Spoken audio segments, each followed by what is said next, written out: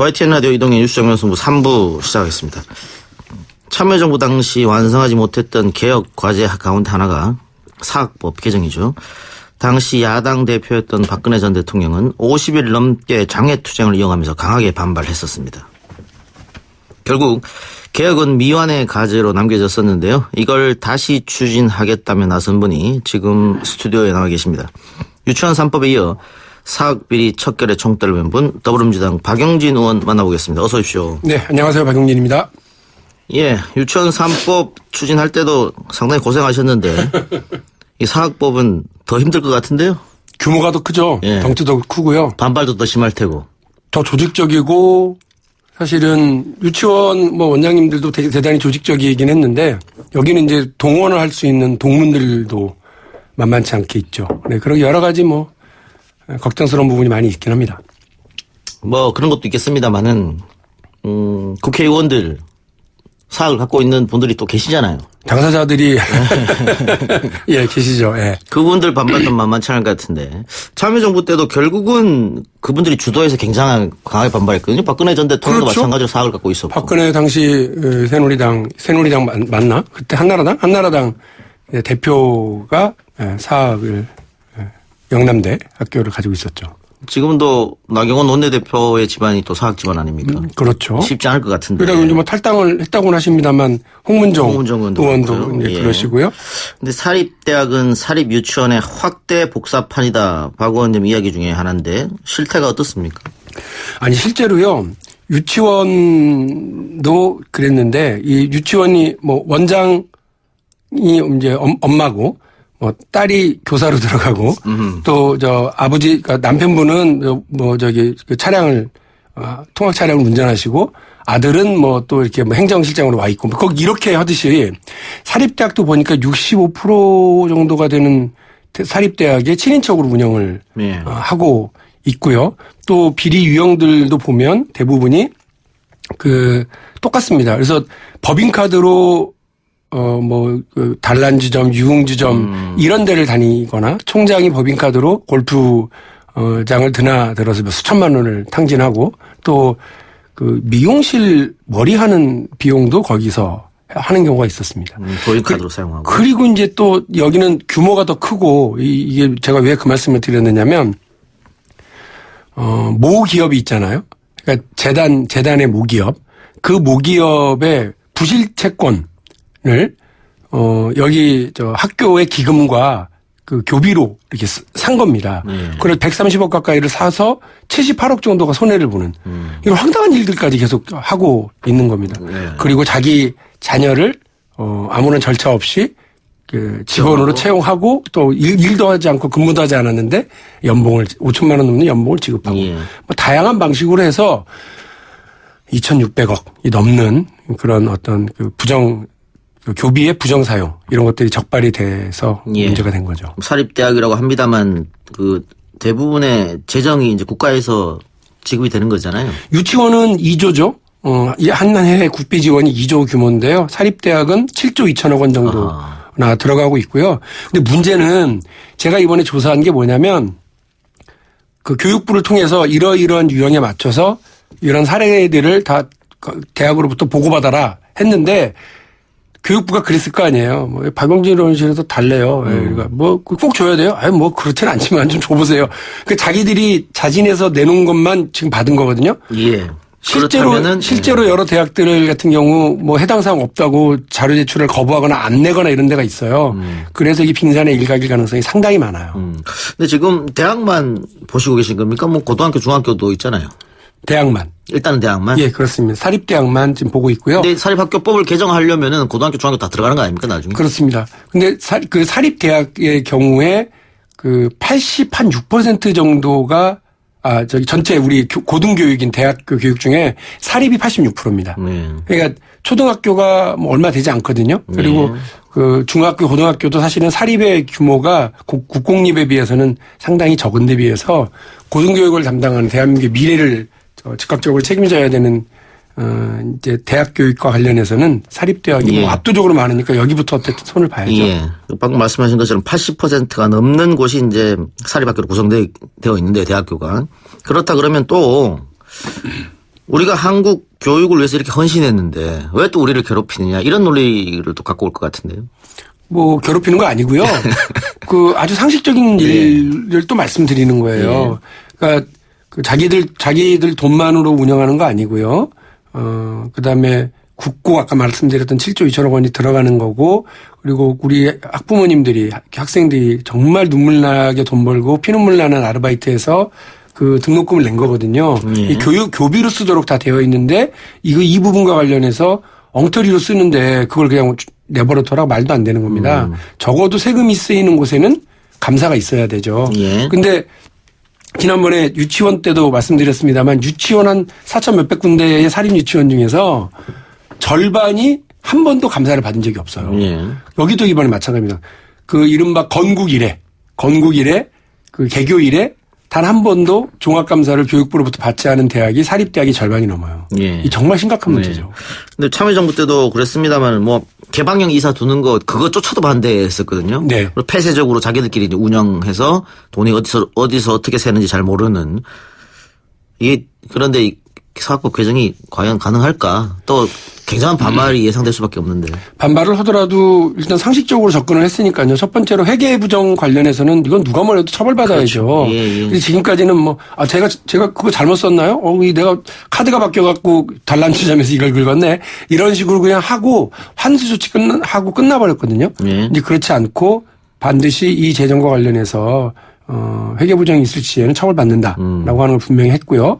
그다음에 아까 말씀하셨던 개방이사를 지금은 4분의 1로 되어 있거든요. 이걸 2분의 1로 하는데 제발 이 개방이사라고 하는 건 바깥에서 전문성이 있다거나 아니면 새로운 비전을 제시해 줄 수 있는 사람이 있다거나 이런 분들을 모셔오는 것 아니겠습니까? 대학 발전과 교육 발전을 위해서. 그런데 이분들을 또 며느리를 안 치거나 뭐 8천원을 안 치거나 4천원을 안 치거나 아들을 안 치거나 이렇게 운영을 해서는 안 되니까 이 개방이사에는 그 친인척이 참여하지 못하도록 이렇게 딱 명문화됐습니다. 그런데 이 부분과 관련해서 너무나 상식적인 거라고 저는 생각을 해요. 이게 또 이념 논쟁으로 갈 수도 있을 것 같아요. 이게 무슨 지난번 뭐 홍문정 의원도 사립유치원 비리가 논란이 됐을 때도 비슷한 얘기를 했습니다만 사회주의다 이거는. 왜 사회의 자율성을 침해하냐. 사유재산 아니냐.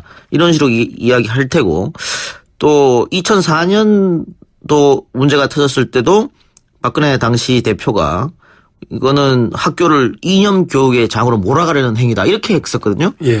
이런 건 어떻게 대처하실 생각이세요? 그러면 그렇게 2,600억이라고 하는 엄청난 혈세, 그다음에 교비 이런 것들이 횡령하고 유용되고 엉터리로 쓰여졌는데도 불구하고 내버려 두자는 게 자유한국당의 주장이냐. 그리고 그것이 그러니까 그 혈세 눈먼 돈처럼 쓰고 우리 피눈물 나는 교비인 등록금을 그렇게 사적으로 이용해도 되는 게 자율성이냐. 대학의 자율성이 학문의 자율성이어야 되지 돈 마음대로 갖다 쓰는 그런 자율성은 아니잖아요.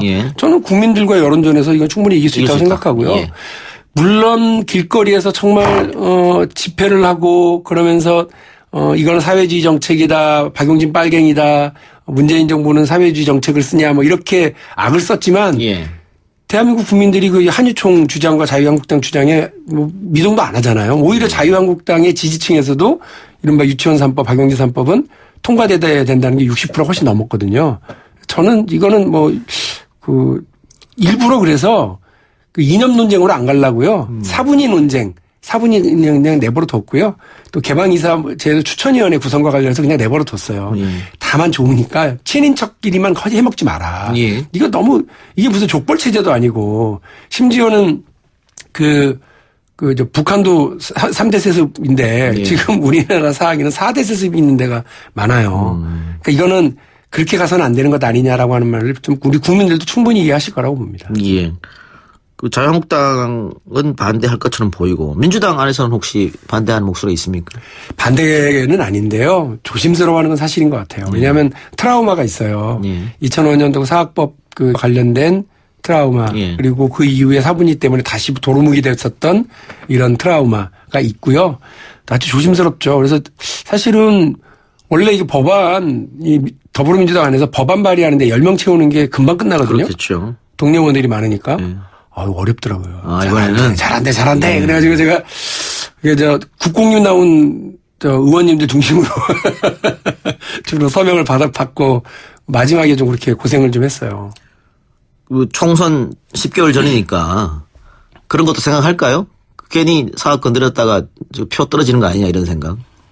그럴 수는 있죠. 왜냐하면 그 유치원 같은 경우는 지역에서 유치원 원장님들이 직접 학부모들에게 미치는 영향이라든지 이런 것들이 상당히 큰 경우인데 지방 같은 경우는 사립대학 하나 정도를 유지하고 운영하는 분들의 그 그룹이 있으면 그 영향력이라고 하는 게 그 지방은 막강하거든요.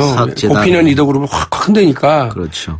아무래도 눈치를 보기는 하실 거예요. 그럼에도 불구하고 이거는 뭐 대한민국이 투명한 사회, 투명한 운영으로 가야 되는 것은 분명하기 때문에 적어도 우리 고등교육 기관인 대학이 투명 회계, 투명 경영 이거 원칙은 지켜져야 된다고 봐서 아마 국민들의 많은 찬성이 있으실 겁니다. 저는 그래서 그 여론전을 열심히 하는 게 필요하다고 보고 우리 뭐 정면승부뿐만이 아니라 많은 언론에서도 이 문제에 대해서는 특별히 관심 갖고 좀 응원해 주면 고맙겠습니다.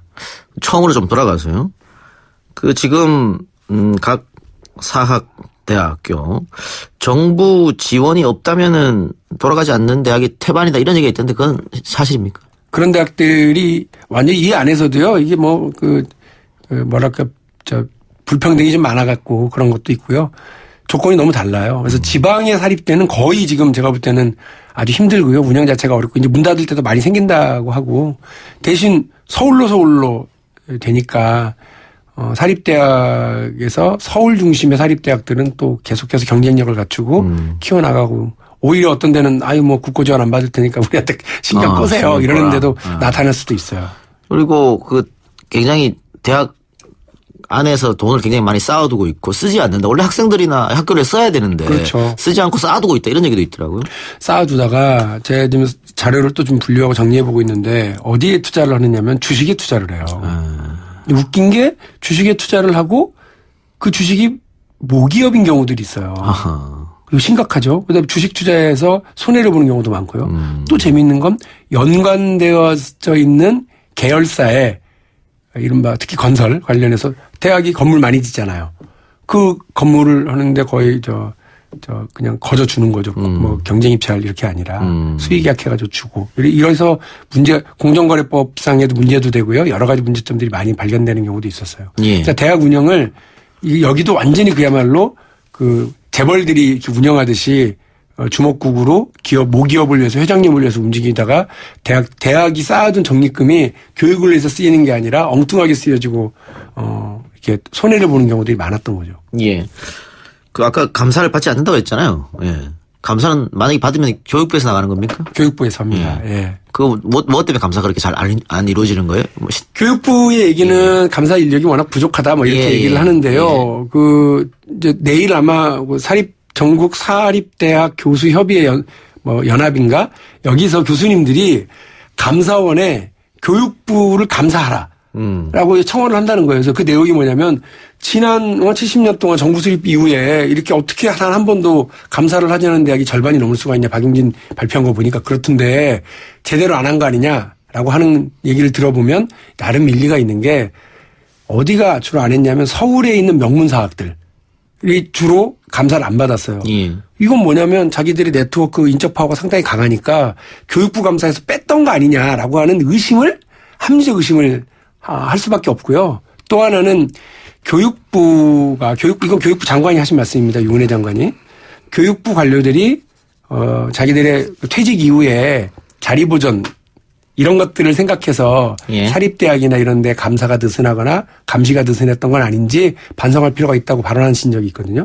저는 아주 이 발언이 갖는 무게가 있다고 봐요. 실제로 교피아라고 하는 얘기도 있었잖아요. 예. 그렇게 그리고 자기들이 그런 관리 감독하고 규제를 하다가 다시 그 학교에 가서 그 관리 감독과 규제를 피해 나가는 방법들을 알려주고 이렇게 계속 운영돼 있었을 수도 있어요. 제가 대학 다닌 지 지금 한 20년 좀 넘은 것 같은데 20년 전에 다닌 것 같은데 저 때도 상지대학교, 세종대학교, 그렇죠. 청주대학교 사학비가 너무 심했거든요. 학생들에서 늘 데모도 하고 그 정부에서 관선이자 파견한다고 하고 그럼에도 불구하고 아직도 전혀 바뀐 게 없다 이렇게 보면 되겠네요. 그러면 우리가 그러면서 어떤 착시가 있었느냐면요. 야 저건 진짜 인간이 저럴 수가 있나라고 하면서 그 개인의 일탈 예. 혹은 그 재단의 문제 이런만 봤단 말이죠. 근데 이번에 제가 전체 그거를 다 썸해 보니까 다 더해 보니까 예. 드러나는 게 뭐냐면 이게 구조적인 문제다. 그리고 이게 어떤 한 개인의 일탈, 한 재단의 뭐 단건의 문제가 아니라 법의 미비이고 이 제도의 개선을 해나가야 될 구조적인 문제다라고 하는 게 분명히 드러나요. 그래서 이 문제와 관련해서 법 개정이 반드시 필요한 거라는 것을 제가 다시 한번 확인을 했습니다. 예. 어쨌든 그 사학 친족들 간의 이 족벌 운영 체제가 가져오는 폐해 어마어마하고요. 이 폐해가 유치원에서도 나타나고 대한민국의 재벌에서도 나타난다라고 하는 측면에서 제가 재벌개혁, 유치원개혁, 사학개혁 이렇게 해나가는 게 사실은 더 어떻게 보면 같은 궤에 있는 것 같더라고요. 예. 청취자 문자 좀 봅시다. 9992님. 박용진 의원 응원합니다. 국민한테 돈 받고도 나라 돈도 마구 갖다 쓰면서 감사는 안 받고 이렇게 적어주셨고요. 7595님께서 현재 대학교 법인에 근무하는 사람입니다. 비리 척결에 대해서는 얼마든지 강한 법률 찬성합니다. 하지만 학교 법인이 살 수 있도록 사립학교법 함께 개정해 주시기 바랍니다.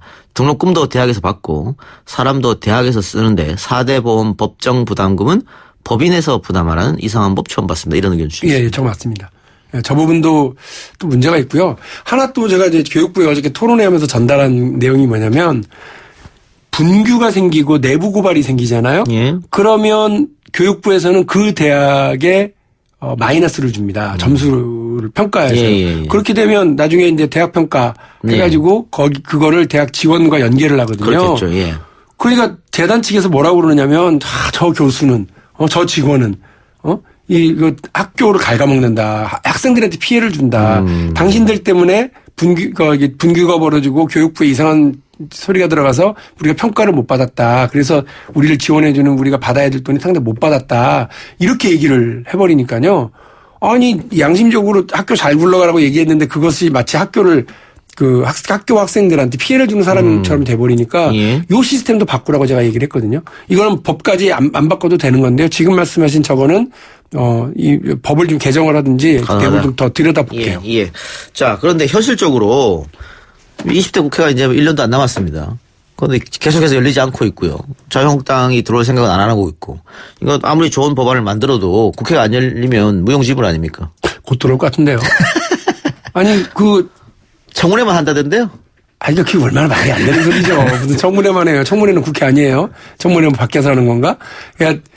그냥 우리 아이들 표현대로 웃긴 일 그만하시고 예. 그만 들어오셔야죠. 국회의원이 국회에서 일해야지.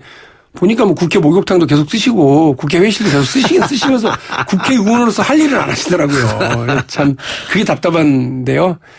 들어올 거라고 보고 있고요. 아니 지금 이번에 목선 때문에 뚫렸다는 거 아니에요. 바다가. 예. 저도 그렇고 이동영 앵커도 지금 군대 갔다 와서 예. 이게 얼마나 큰 일인지 알잖아요. 예. 그런데 야당이 와서 야단을 쳐야지 우리가 야단 칠 수는 없잖아. 좀 들어와서 야단도 치고 그래야죠. 그만하시고 들어오는 게 좋아요. 예. 그러면 자 국회가 열렸다고 치고 네네. 법사위 심사 거쳐서 본회의 올라갔다 치고 네네. 통과될 것 같습니까? 이게 사립학법 예. 개정안이요? 저는 뭐 된다고 봐요. 예. 너무 짜신하신 거 아닙니까? 아니 이게 저는 야당에서 뭐라고 떠들더라도 예. 그동안 지난 70년 동안 대한민국이 참 잘 성장해 왔거든요. 예. 그런데 유치원에서도 재벌 운영에서도 그다음에 사학 운영하는 데 있어서도 국민 상식을 못 따라가는 낡은 관행들이 있는 거예요. 이걸 뭐 적폐라 불러도 좋고요. 잘못된 시스템이라도 좋은데 이런 부분을 좀 개선하고 고쳐갑시다. 라고 얘기하는데 반대하는 사람들이 아주 극소수예요. 유치원 때도 봤듯이. 뭐 10여 년 전에는 열린 우리 당이 과반을 얻고서도 통과 못 시켰잖아요. 좌절된 거 아닙니까? 저는 그때 약간 이념 논쟁으로 출발했다는 이런 느낌이 있었어요. 이념 논쟁으로 출발했다가 이른바 종교사학들이 확 그리 붙으면서 얼그러져 버렸거든요. 저는 무슨 우리의 이념 이런 생각 전혀 없고요. 박용진은 좌파 정치인이 맞습니다만 박용진이 내놓고 있는 사학법 개정안이나 박용진이 내놓고 있는 유치원 관련 개정안은 아주 상식적인 건 상식의 법제화예요. 국민들의 눈높이와 국민들의 너무나 당연한 상식을 법으로 입법하고 뒷받침하자고 하는 건데 그걸 못하겠다고 하는 사람들은 제가 볼 때는 정치권에서 더 있으시면 안 돼요. 예, 알겠습니다. 마지막으로 유치원 3법은 어떻게 되는 겁니까? 다음 주 월요일이면 저희 교육위원회에서 가지고 개정할 수 있는 최대 시간인 180일이 끝납니다. 예. 6월 25일부터는 이제 법사위 90일이 들어가거든요. 예. 법사위도 아시다시피 자유한국당이 쥐고 있어요. 그래서 90일을 그냥 허비할 가능성이 많고요. 그러면 9월 달에 정기국회가 시작될 때 본회의 60일 또 들어갑니다. 예. 그러면 11월 22일이면 본회의에서 최장 끌을 때까지 끌어도 11월 22일 이후에 열리는 첫 번째 본회의에서 이걸 통과시켜야 되거든요. 할 수 있을 거고요. 본회의에 올라가면 우리 의원님들이 이제 개별 투표를 하는데 예. 우리 청취자 여러분들한테 부탁드리겠습니다. 제 지역구의 국회의원이 누군지 보시고요. 그때가 이 표결이 된다라고 되면 문자 한 번씩 넣어주십시오. 우리 의원님들한테 힘내라. 당신 잘 보고 있다 이렇게 해주셔야죠. 안 그러면 지금 벌써 유치원 원장님들이 다시 재조직하고 똘똘 뭉치기 시작해서 예. 한유총 중심으로 지금 벌써 헌행정소송 167명 냈죠. 헌법소원 에듀파인 못 쓰겠다고 또 340명이 또 냈다는 거 아니에요? 헌법소원을. 그러니까 점점 조직력이 더 커지고 있어요, 다시. 예. 그런데 이분들한테 우리 의원님들이 혹여나 이제 겁먹고 흔들리고 하실까봐 걱정이니까요. 용기 많이 주시고 예. 본회의에서 표결에 통과될 수 있도록 응원해 주십시오. 기명투표입니까, 본회의? 아닙니다. 그렇죠. 다 이름 누가 이름도, 어디 투표는 다 나옵니다. 있네. 부담이 상당하겠네요, 그럼 의원들도. 그렇죠. 그러니까 국민들 눈치를 볼 거냐 아니면 원장님들 눈치를 볼 거냐 이건데 그러니까 우리 국민들이 지역구에서 문자 딱 보내주고 현수막도 걸어주고 예를 들면 박용진 의원 화이팅 이번에 꼭 통과시켜 주세요 이렇게 현수막 걸고 해주세요. 예, 알겠습니다. 오늘 의원님 이야기 잘 들었습니다. 네, 감사합니다. 지금까지 더불어민주당 박용진 의원이었습니다.